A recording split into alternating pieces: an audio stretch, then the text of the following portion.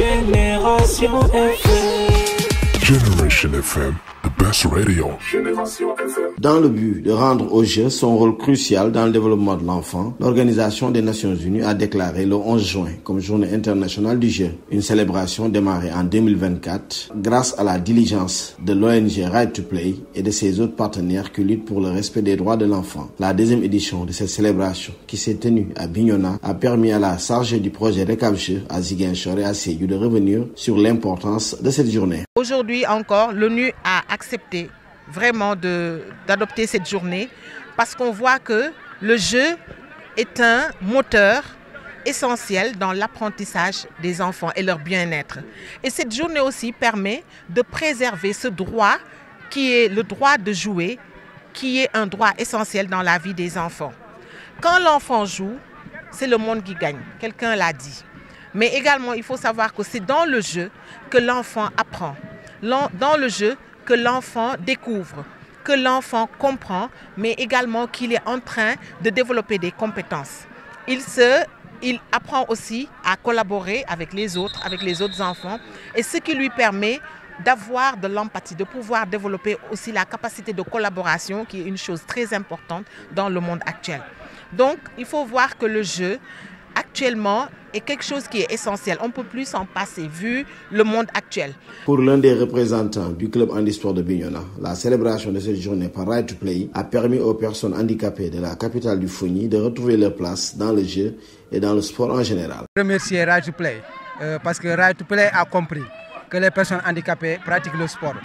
Donc aujourd'hui c'est une fierté pour nous les personnes handicapées, surtout les enfants handicapés. Aujourd'hui ils pratiquent du sport comme tout le monde. Donc vraiment c'est l'occasion pour ces enfants de s'exprimer dans le jeu. Vraiment les personnes handicapées sont impliquées. Donc Right to Play, comme je l'ai dit, il a compris, il a impliqué tous les secteurs de la vie, et y compris les personnes handicapées. Aujourd'hui, grâce à eux, les personnes handicapées pratiquent le sport. Cette pensionnaire de Semaï Basket Club a magnifié le caractère social et cognitif de cette journée.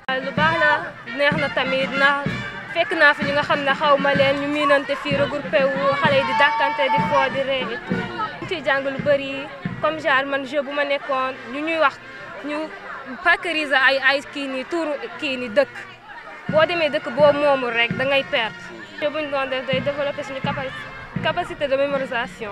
Portant le plaidoyer pour les enfants, la chargée du projet RECAP-Jeux de Right to Play a appelé les autorités à insérer le jeu dans les programmes d'enseignement-apprentissage. Avec cette journée mondiale du jeu, vraiment Right to Play et les autres organisations invitent vraiment les gouvernements, invitent également les éducateurs et toute la communauté internationale à investir dans le jeu. Le jeu n'est pas un passe-temps. Il ne faut pas le voir comme un passe-temps. Il faut le voir vraiment comme un moteur de l'apprentissage. Il faut le voir comme un moyen de renforcer les capacités des enfants. D'ailleurs, vous savez que l'approche de Right to Play, c'est l'apprentissage par le jeu.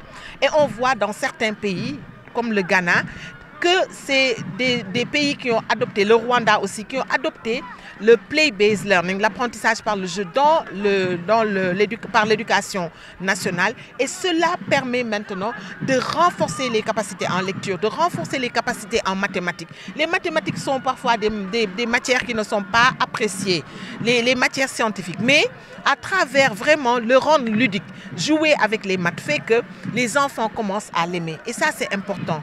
Donc nous appelons vraiment le gouvernement sénégalais, nous appelons vraiment tous ceux qui travaillent dans l'éducation de vraiment se pencher sur la question de comment intégrer vraiment l'apprentissage par le jeu, ce qui est important pour les enfants. Plusieurs pensionnaires des clubs de basketball, de football et du handisport de la commune de Bignona, enrôlés dans le projet RECAP-Jeux, se sont adonnés à plusieurs jeux qui leur ont permis de stimuler leur sens et toutes les sphères de développement social, cognitif et émotionnel. Génération FM. Generation FM, the best radio. Génération FM.